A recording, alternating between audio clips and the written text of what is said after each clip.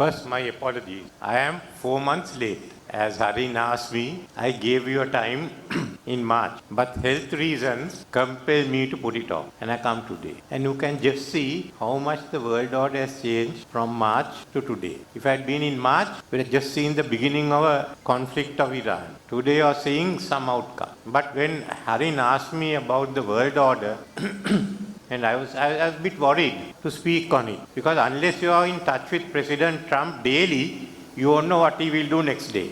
And he doesn't know what he will do day after. So subject to that, I will like to say a few words. I was born over 7 decades ago, nearly 8 decades. That was the time when the world order was changing. World War II had taken place. European nations, except for UK, had collapsed completely. And it is the Soviet Union, the Americans, the Chinese, the Indian forces, and other like in Africa, Sri Lanka and all, who were able to really give the manpower and the resources to defeat the fascist forces. So as a result, the colonies were getting independent. I was born just a year after Sri Lanka got independent.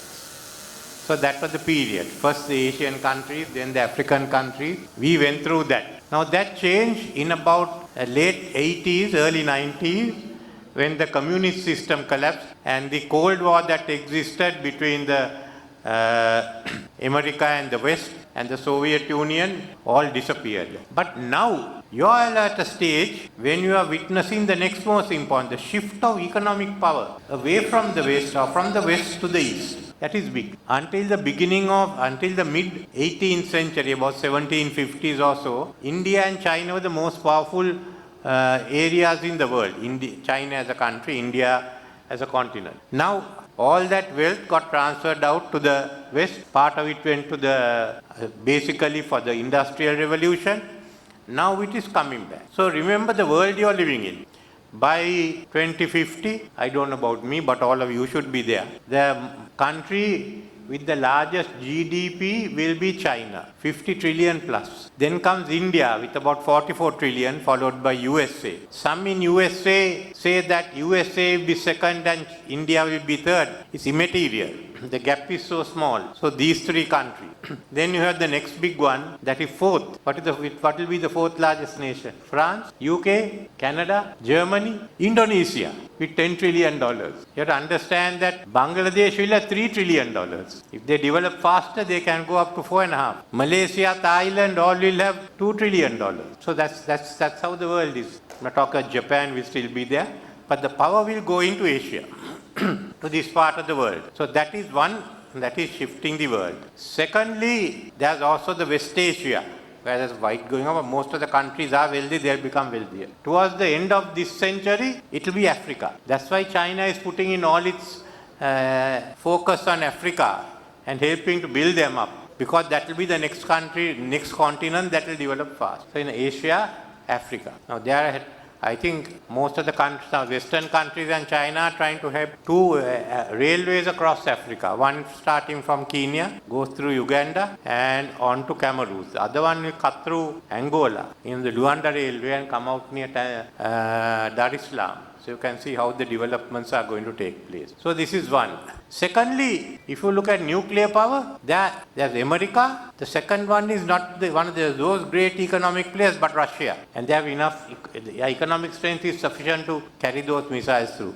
Then China, that is coming up. So you get this double triangle. One is as economic power, China, India, US. As the nuclear powers, US, Russia, China.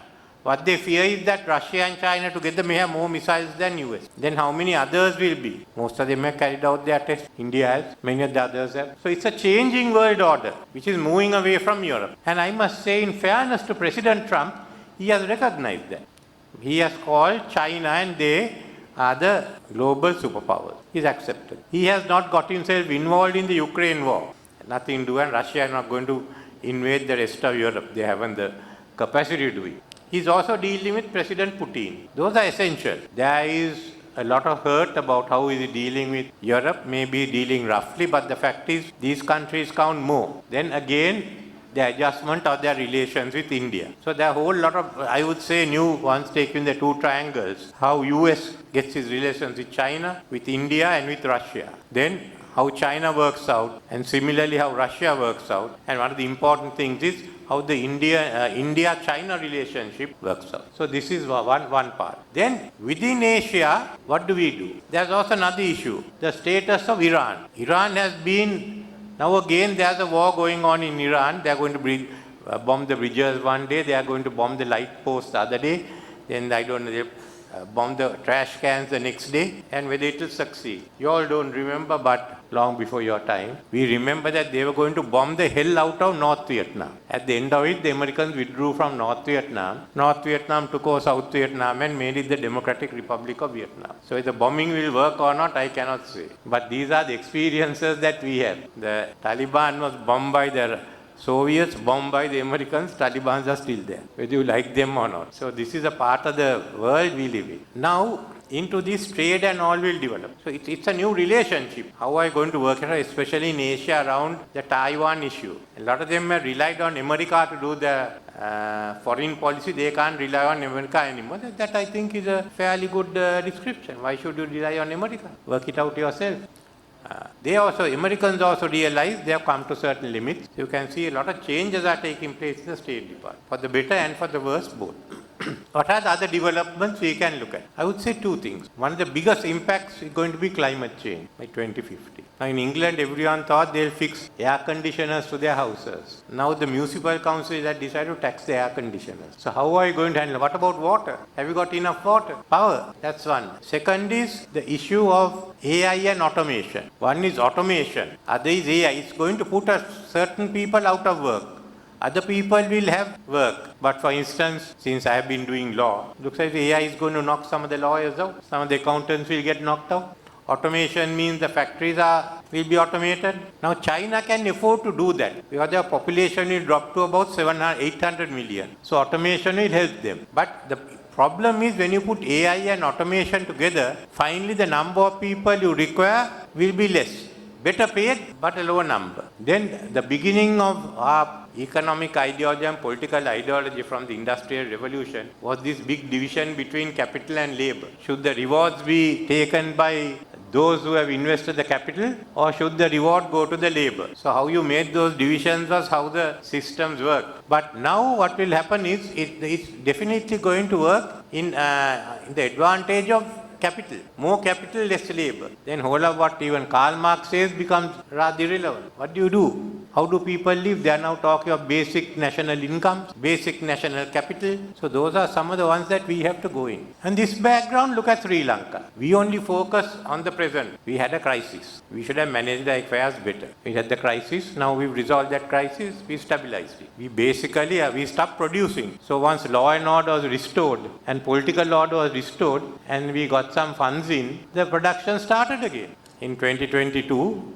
rooms in this hotel were empty. But when there are law and order, rooms in this hotel became full. So everyone benefited except the fact that I was called a dictator. But now we have to repay our debt. How do we repay our debt? We got time. On 28 we start, and by 30 we are in full this thing of even going up to $5-6 billion.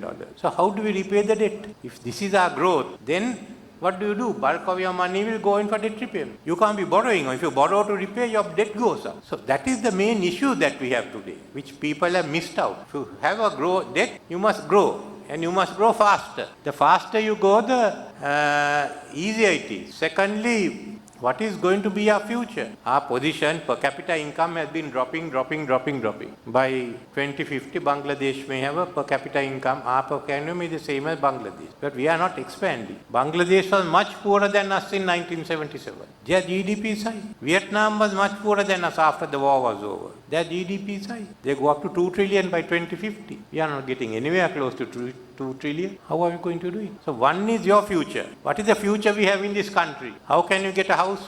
How can we get a car? How can you get a good job? How can you get schools for our children? That is what a government has to solve. But to do that, there has to be growth. There has to be growth. Then the next problem, by 2050, you all are living. What about your children's education? What about your children finding a house? What are you going to do for that? So you have to keep growing. But then how do you fit into this new age of climate change, of AI? So that's one thing. Rest is in India and all, the population is still growing.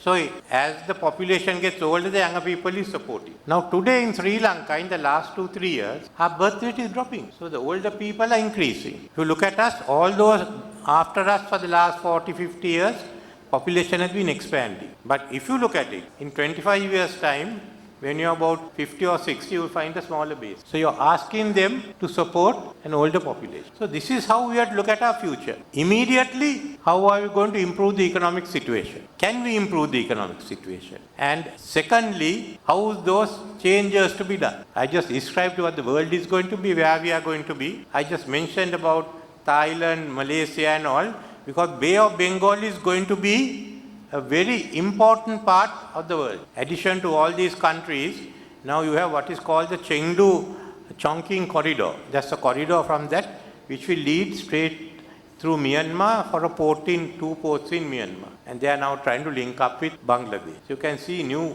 orders coming in. So we are going to be in an important position. How are we going to work our relationship out? I had worked out the vision statement with India to work alongside and the Colombo Security Conclave, which are necessary for the maritime security of our area, but that hasn't gone ahead.